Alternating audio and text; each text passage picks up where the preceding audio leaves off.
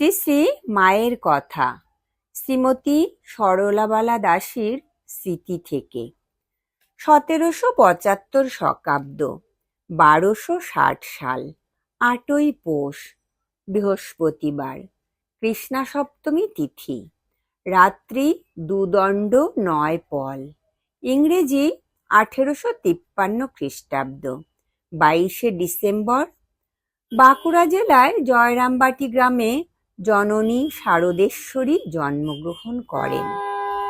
জয়রামবাটি গ্রামে শ্রীরামচন্দ্র মুখোপাধ্যায় অতি নিষ্ঠাবান ধার্মিক ব্রাহ্মণ ছিলেন। মা তাহারই তনয়ারূপে ধরণীকে কৃতার্থ করিতে অবতীর্ণা হইয়াছিলেন। 1266 সালে শ্রী শ্রী মার বয়স যখন মাত্র 6 বৎসর, তখন যুগাবতার শ্রী শ্রী রামকৃষ্ণের সহিত তাহার শুভ পরিণয় হয়। ইহার প্রায় 7 বৎসর পরে তিনি শ্বশুরালয়ে কামারপুকুরে প্রথম আসেন। এই যে বিবাহ, ইহা একটি আশ্চর্য পরিণয়।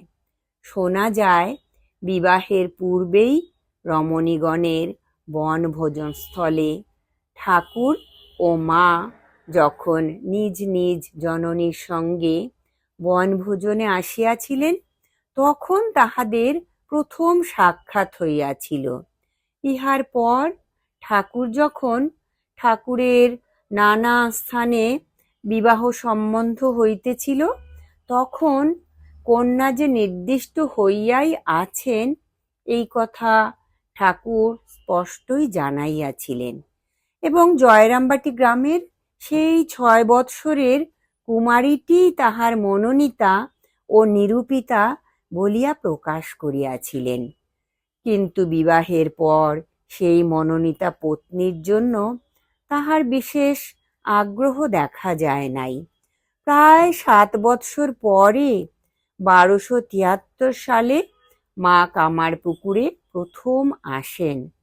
নিতান্তই অল্প বয়স বলিয়া এতদিন তাহাকে আর আনা হয় নাই। ইহার 5 বৎসর পরে 1278 সালে ফাল্গুন মাসে মা দক্ষিণেশ্বরে প্রথম আসেন। দক্ষিণেশ্বরে মা নহবতে থাকিতেন। অতি প্রত্যুষে কেহ উঠিবার পূর্বেই তাহার স্নান প্রভৃতি হইয়া যাইত। মন্দিরে কর্মচারী অনেক, অতিথি ও সাধু সন্ন্যাসীদের সমাগম যথেষ্ট, কিন্তু কেহই তাহার ছায়াটি পর্যন্ত দেখিতে পাইত না। ঠাকুর সর্বদাই ভাবে মগ্ন রহিতেন, আর সেই ভাবাবেশেই তাহাকে যা কিছু সম্ভাষণ করিতেন, তাহাতেই মায়ের আনন্দের সীমা থাকিত না।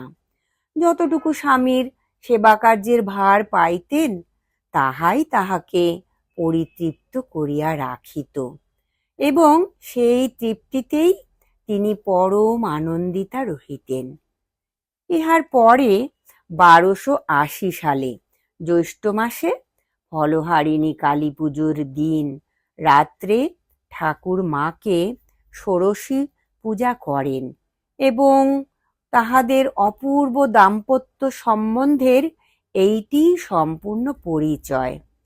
আগেই বলিয়াছি, এই বিবাহ একটি আশ্চর্য পরিণয়। ভাবুকের মনে ইহাতেই হরগৌরীর দাম্পত্য মাধুর্য চিত্র জাগরিত হয়। সম্পূর্ণ কামগন্ধহীন একান্ত প্রীতিপূর্ণ এই যে দাম্পত্য প্রেম, জগৎ সংসারে ইহার অনুরূপ কোথাও খুঁজিয়া পাওয়া সম্ভব নয়। অথচ ইহা এমন সহজ ও সরল ভাবপূর্ণ যে বিন্দুমাত্রও অস্বাভাবিকতা তাহাতে নাই। একবার মা পদব্রজে দক্ষিণেশ্বরে আসিতেছেন। তখন পথ হারাইয়া পথে বিপন্না হইয়া দস্যুর ন্যায় বলিষ্ঠ ও ভীষণ আকৃতির এক অপরিচিত ব্যক্তি ও তাহার স্ত্রীর দেখা পাইয়া তৎক্ষণাৎ তাহাকে পিতৃ সম্বোধন করিয়া বলিতেছেন, বাবা, আমি পথ হারিয়েছি, তোমার জামাই দক্ষিণেশ্বরে থাকেন, সেইখানে আমি যাচ্ছি। এই তোমার জামাই কথাটিতেই মায়ের সরল ও প্রীতিপূর্ণ মনের ভাবটি কি সুন্দরভাবেই না প্রকাশ পাইয়াছে। ঠাকুরের সেবার প্রত্যেক খুঁটিনাটি কাজে মায়ের কত আনন্দ। সব সময়েই নিতান্ত লজ্জাশীলা কুলবধূর ন্যায় অতি মৃদু আচরণ, যেন ক্রীর শোভন গুণ্টনে মা সর্বদাই গুণ্ঠিতা, অথচ সংকোচহীন সহজ ভাব। পথ ভুলিয়া জনশূন্য মাঠে অতি ভীষণ আকৃতি অপরিচিতের সঙ্গে সাক্ষাতে মা যে অতি সহজভাবে, বাবা আমি পথ হারিয়েছি এবং তোমার জামাই দক্ষিণেশ্বরে থাকেন বলিয়া তাহাকে এক কথাতেই পরম আত্মীয় করিয়া লইয়াছেন। অতি সাহসিকা কোনো বয়োধিকাও তাহা পারেন কিনা সন্দেহ। অথচ মা নিতান্ত সরলা গ্রাম্য মেয়ে মাত্র, স্বামী দর্শনের আশায় অতিমাত্র আনন্দিতা হইয়া পথ চলিতেছেন। তাহার অনভ্যস্ত পথক্লেশে তাহাকে ক্লিষ্ঠা করিতে পারিতেছে না। কোনো আশঙ্কাই তাহার মনে উদ্বেগের ছায়াপাত করিতে পারিতেছে না। আবার সকলের উপরেই তাহার আত্মীয় ভাব, এবং সে আত্মীয়তার প্রভাব অতিক্রম করিবার মতো শক্তি কাহারও আছে কিনা সন্দেহ। মা সরলা, মা গ্রাম্য কুমারী, লেখাপড়াও শিখেন নাই। কত সময়ে মা যেন জগৎ সংসারে কিছুই বুঝেন না।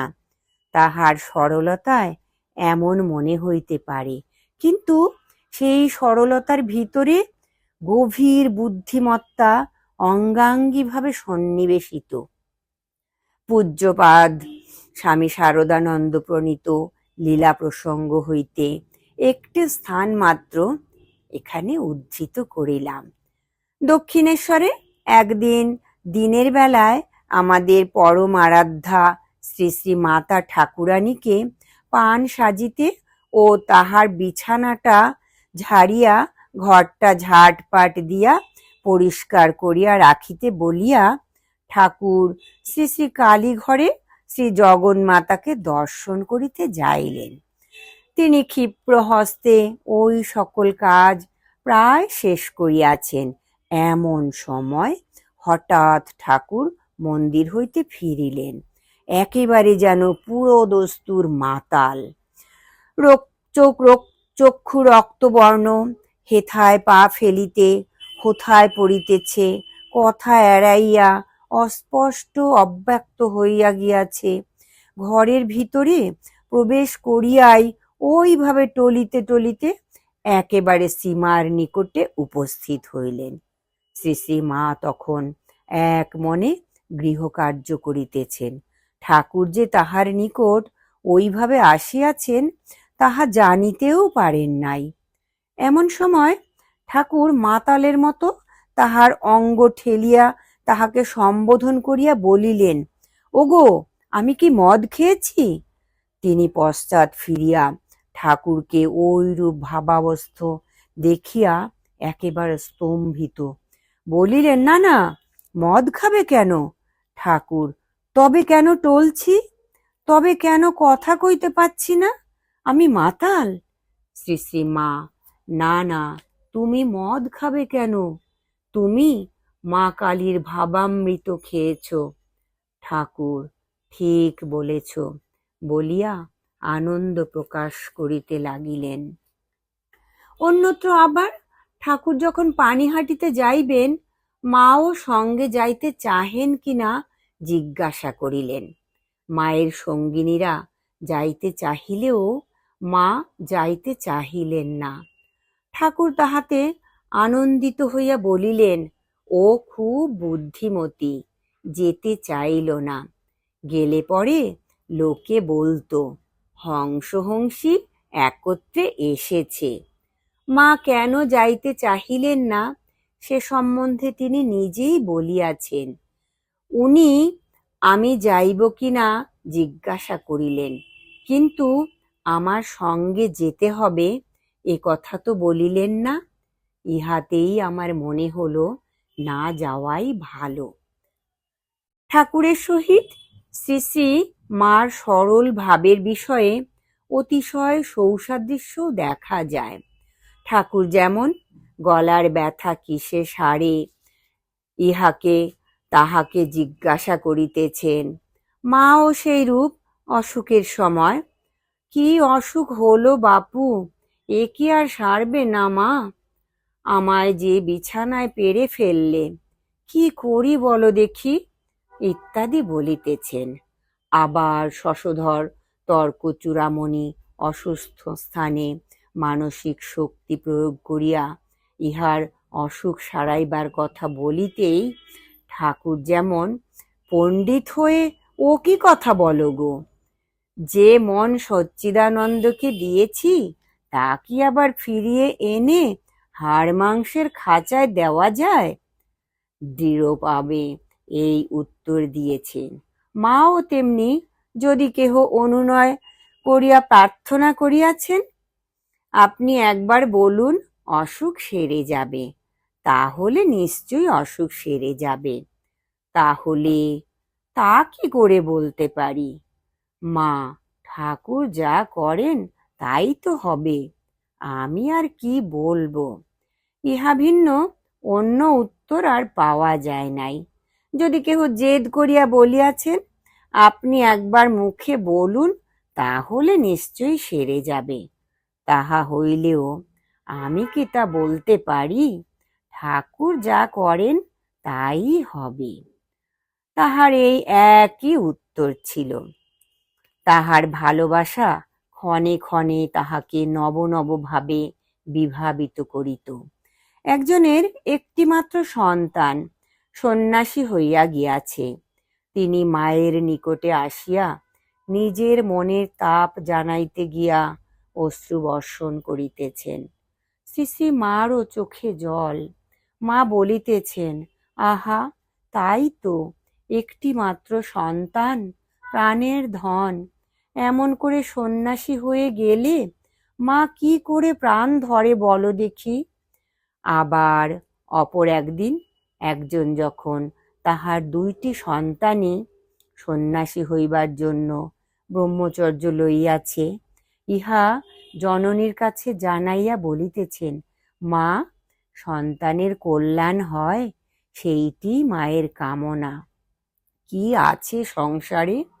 ছেলে যদি পরম কল্যাণের পথে যায়, তার চেয়ে আনন্দের বিষয় কি আছে?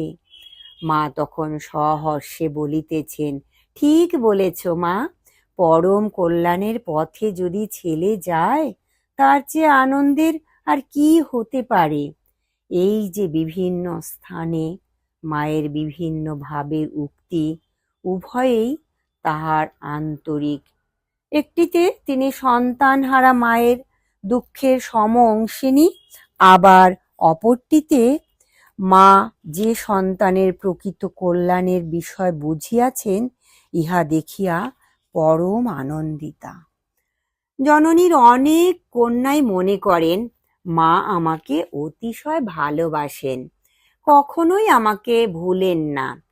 অযোগ্যা এই দীনা লেখিকাও তাহাদের মধ্যে একজন। মা অতি নিকটেই থাকিতেন, দর্শনের জন্য ইচ্ছাও যে প্রবল হইত না এমন নহে, কিন্তু সব সময়েই বাধা দিত সংকোচ। তথাপি যতদিন পরেই মায়ের দর্শন পাইয়াছি, তখনই মনে প্রাণে অনুভব করিয়াছি মা আমাকে একবারও ভুলেন নাই। সেই অপার স্নেহময়ী জননী যেমন তাহার পিতৃহীনা দুঃখিনী স্নেহপাত্রী রাধুর সকল অত্যাচার অম্লান মুখে সহ্য করিয়াছেন, সেইরূপ তাহার সকল সন্তানেরই অত্যাচার হাসি মুখে সহ্য করিয়াছেন।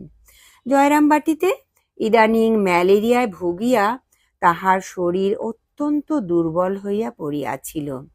সেই সময়ে হয়তো মধ্যাহ্নে বিশ্রাম করিতেছেন। এমন সময় বহু দূর হইতে দর্শন প্রার্থী পথশ্রান্ত ভক্ত আসিয়া উপস্থিত হইলেন। জননী তখনই তাহার পরিচর্যার জন্য প্রয়োজনীয় ব্যবস্থা করিতেন, নিজের বিশ্রাম ত্যাগ করিয়া। তাহাদের শত শত জনের শত শত আবদার। কেহবা মায়ের হাতের অন্ন গ্রহণ না করিয়া জল গ্রহণ করিবে না, এই সংকল্প করিয়াছেন। মা তখনই রন্ধনশালায় প্রবেশ করিলেন। কেহবা ধূলি পায়ে মায়ের চরণ পূজা করিয়া পরে প্রসাদান্ন গ্রহণ করিবেন বলিয়া আবদার ধরিয়াছেন। স্নেহময় সন্তানের সেই আবদারও মা পূরণ করিয়াছেন। শত অবুঝ সন্তানের মায়ের উপরে কত দাবি। সহিষ্ণুতার প্রতিমূর্তি করুণাময়ী জননী সকল প্রকারেই স্নেহসুধায় তাহাকে শান্ত করিয়াছেন। মায়ের এই ছবি প্রত্যেকেই প্রত্যক্ষ করিয়াছেন, কিন্তু আবার অনুরূপ দৃঢ়তারও অভাব ছিল না। তাহার অসুস্থ অবস্থায় একদিন একজন গৈরিক বস্ত্র পরিহিতা মহিলা তাহার চরণ দর্শন করিতে আসিয়াছিলেন। তিনি মায়ের নিকটে দীক্ষা লইবার জন্য অতিশয় ব্যাকুল হইয়া আসিয়াছেন। মা তখন খাটের উপরে শুইয়াছিলেন। তিনি যেমন পদধূলি লইবার জন্য অগ্রসর হইয়াছেন, অমনি মা যেন সন্ত্রস্তা হইয়া বলিলেন, করো কি, করো কি, পায়ে হাত দিও না। গৈরিক ধারিণী সন্ন্যাসিনী তুমি, পায়ে হাত দিয়ে কেন আমাকে অপরাধী করো? মেয়েটি নিতান্ত দুঃখিতা হইয়া উত্তর করিলেন, অনেক আশা করে যে আপনার কাছে এসেছি, আপনি আমায় দীক্ষা দেবেন বলে। মা বলিলেন, ব্যস্ত হলে কি কিছু হয় মা? সময় হলে নিজেই হবে। দীক্ষা কি তোমার হয়নি? গেরুয়া কে দিয়েছেন? যার কাছে সাধন পেয়েছ নিষ্ঠা করে তাকেই ধরে থাকো, সময়ে হবে। মেয়েটি অবশেষে বলিলেন, গেরুয়া কেহ দেন নাই, আমি নিজেই ধারণ করেছি। আর যে সাধন প্রণালী পেয়েছি তাতে মনে শান্তি পাচ্ছি না। মা তখন বলিলেন, আজ আমি বড় অসুস্থ, তোমার সঙ্গে কথা বলতে পারলুম না বলে মনে দুঃখ করো না। কিন্তু মা এটি মনে রেখো, গেরুয়া পরা খুব সহজ নয়। এই যে সব আশ্রমের ত্যাগী ছেলেরা ঠাকুরের জন্য সব ছেড়ে এসেছে, এরাই গেরুয়া পরার অধিকারী। গেরুয়া পরা কি যার তার কাজ? এইসব বলিয়া মিষ্টি কথায় তাহাকে বিদায় দিলেন। কিন্তু মা তাহাকে পায়ের ধুলা নিতে দিলেন না। মা অসুস্থ থাকিতেই তাহার জন্মতিথির দিন আসিল। সেদিন তাহার চরণ পূজা করিতে বহু ভক্তের সমাবেশ হইয়াছে। মা তখন খুব দুর্বল, বারবার জ্বর হইতেছিল। মা পালঙ্কে অবগুণ্ঠিতা হইয়া বসিয়া আছেন। শত শত ভক্ত চরণ পূজা করিতে আসিতেছেন। মা সস্নেহে সকলেরই পূজা গ্রহণ করিতেছেন। তরা সত্ত্বেও পূজায় বহু সময় লাগিল, কিন্তু মা সমভাবেই প্রসন্নময়ী রূপে সন্তানদের অর্চনা গ্রহণ করিতেছেন। এই দৃশ্যটি আজও মনে অঙ্কিত রহিয়াছে। শ্রী শ্রী মার স্বরূপ ভাষায় তুলি দিয়া আঁকিতে পারি এমন ক্ষমতা আমার নাই। আমি যখন মার দর্শন পাই নাই, আমার মেয়ে তখন নিবেদিতা স্কুলে পড়িত। তাহার কাছে প্রথম মায়ের প্রত্যক্ষ সংবাদ পাই। তার পূর্বে কেবল মনে কল্পনা লইয়াই তৃপ্ত থাকিতাম। আমার মেয়ে প্রথমে আসিয়া তাহার প্রত্যক্ষ সংবাদ জানাইল। সে বলিল, মা, মাকে আমরা দর্শন করতে গিয়েছিলুম। তিনি যে কত সুন্দর, কত ভালো, তুমি দেখলে বুঝতে পারবে। আমার এত ভালো লেগেছে মা, সে আর কি বলবো, কেবলই মনে হচ্ছিল তুমি যদি একবারটি তাকে দেখতে। তাহার এই কথা শুনিয়া খুঁটাইয়া খুঁটাইয়া তাহার কাছে মায়ের মধুর প্রসঙ্গ জিজ্ঞাসা করিলাম। সেও আনন্দের সহিত বলিল কেমন করিয়া তিনি খাইতে বসিয়া হাসিতে হাসিতে বালিকাদের সম্ভাষণ করিতেছিলেন, অল্পাহারের জন্য গোলাপমার কাছে তিরস্কৃতা হইয়া তাহার দিকে চাহিয়া হাসিতেছিলেন, সকলকে তাহার প্রসাদ কত স্নেহের সঙ্গে হাতে হাতে ভাগ করিয়া দিতেছিলেন। সেই ছবিটি যেন তাহার বর্ণনায় মনের মধ্যে আঁকা হইয়া গেল। সেই দিন হইতেই তাহার কাছে মায়ের কথা প্রত্যহ শুনিতে পাইতাম, আর মনে মনে অভিমান প্রবল হইয়া উঠিত। কেবল মনে হইত সবাইকে আপন করে নিয়ে আমায় কেন এত দূরে রেখেছেন। অবশেষে একদিন বাঁধ ভাঙিয়া গেল, মায়ের দর্শন পাইলাম। আজ তিনি দুর্লভ, তিনি ধ্যানগম্য। 1327 সালের 4 শ্রাবণ রাত্রি 1:30 সময় চিন্ময়ী জননী মৃন্ময় ঘট ভাঙিয়া দিয়াছেন। জড় দৃষ্টি আজ তাহার দর্শনের অধিকার হারাইয়াছে, কিন্তু জগৎ তাহার পাদস্পর্শে পবিত্র হইয়া কি সম্পত্তি লাভ করিয়াছে তাহাই অনুভব করিবার আজ সময় আসিয়াছে। জয় ঠাকুর, জয় মা, প্রণাম মাগো।